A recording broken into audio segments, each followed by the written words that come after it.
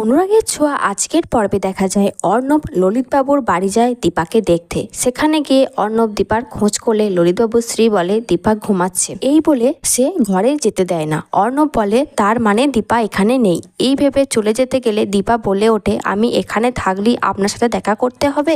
অর্ণব দীপাকে বেরিয়ে আসতে বলে, দীপা দেখা করবে না বলে।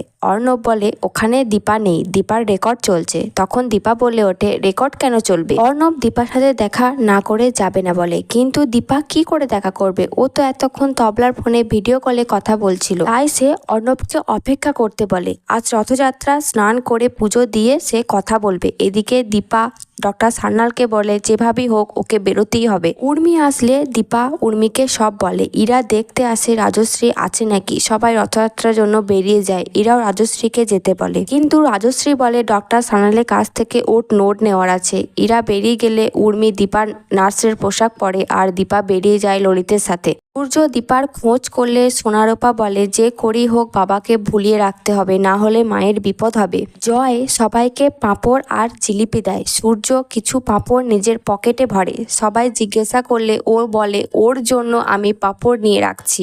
দুটো গরিব মেয়েকে মন খারাপ করে দাঁড়িয়ে থাকতে দেখে রূপা ওদের সাথে নিয়ে রথ টানে। অন্যদিকে দীপা সাড়া না দিলে অর্ণব ইরাকে ফোন করে। তখনই দীপার দরজা খোলে। সে বলে আপনাদের কথা মতো আমি ওই বাড়ি থেকে চলে এসেছি, তাহলে এখানে কেন এসেছেন? অর্ণব দীপাকে দেখা মাত্র সে ওখান থেকে বেরিয়ে যায়। ইরা ঘরে এসে দেখে রাজশ্রী ডক্টর সান্যালের সাথে কথা বলছে। ইরা রাজশ্রীর মুখ দেখতে গেলে রূপা ইরাকে টেনে নিয়ে যায়। এদিকে অর্ণব বেরিয়ে যাওয়ার সাথে সাথে দীপা ও সেনগুপ্ত বাড়িতে চলে আসে। ইরার হঠাৎ উর্মির কথা মনে পড়লে ও তখনই ঘরে গিয়ে রাজশ্রীর মুখ দেখতে যায়। তখন উর্মি ডক্টর সান্যালের জন্য চা নিয়ে আসে। ইরা ভাবে তাহলে রাজশ্রী দীপা নয়। সূর্য দীপার জন্য রাখা পাঁপড় দেয়। ইরা একটা ওষুধ নিয়ে এসে সূর্যকে জোর করে খাইয়ে দেয়। দীপা বলে যে করি হোক আমার মেয়েদের বাবাকে আমাকে বাঁচাতেই হবে। ইরা বেরিয়ে গেলে দীপা সূর্যকে বমি করায়। ফিরে এসে দেখে সূর্য সুস্থ আছে আর ঘুমাচ্ছে। রাজশ্রী ইরাকে ধরে ফেলে। সে বলে তাকে টাকা দিলে তাদের হয়ে কাজ করে দেবে। কিছুক্ষণ বাদ অর্ণব আসে।